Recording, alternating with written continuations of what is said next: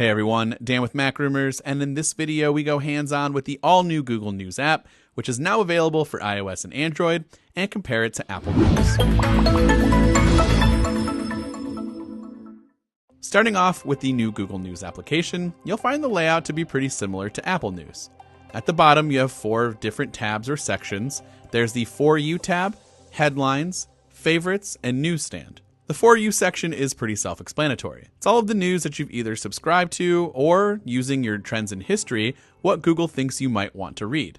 What I like about this section is at the top you have your briefing, which are the top 5 stories happening right now, but they aren't all national headlines. You'll even see some local newspapers or publications listed there too. Overall, the For You section is exactly what you think it is. It's news for you that Google thinks you would want to read. Headlines is basically everything else. Tons of articles on what's happening right now, what's going on in the United States, the world, in business, technology, etc. It's a pretty standard section for a news app. Before we go any further, however, you might have noticed some auto-playing videos with text that says View Full Coverage. This is a new feature that Google talked about at Google I/O. What this does is allow readers to see more about a particular story from many publications and not just one specific news outlet that they might be accustomed to reading. The section would contain videos, social media posts, articles, and more. Now I might be in the minority, but I really like Twitter Moments, which aggregates tweets on a specific news topic and places them all in one swipeable section where I can learn more about a topic from all points of view. And that's exactly what the full coverage feature reminds me of in the Google News app. The Favorites tab is where all of your favorite topics, sources, specific locations, or saved searches and stories live, and the Newsstand tab is where you would go to find certain publications to follow or subscribe to. Now, if you're a premium member and you pay a monthly subscription fee to a specific news outlet, or you're interested in joining one, you can actually do all of this within the Google News app.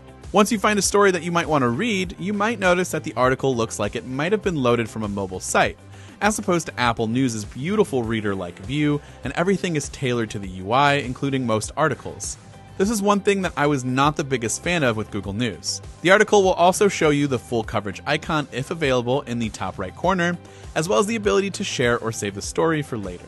As I mentioned earlier, Apple News is a pretty similar application. It has a beautiful UI and features a very similar set of options in a navigation bar at the bottom of the app. Apple does offer a unique section called Spotlight, which is a collection of curated stories by Apple's news team and placed into one location.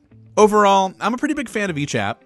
What I've grown to like about Google News is that I feel the news stories update a bit quicker than Apple News, and since it has the resources of the most powerful search engine on Earth, it's really not that hard for up-to-date news to be delivered quickly to your devices.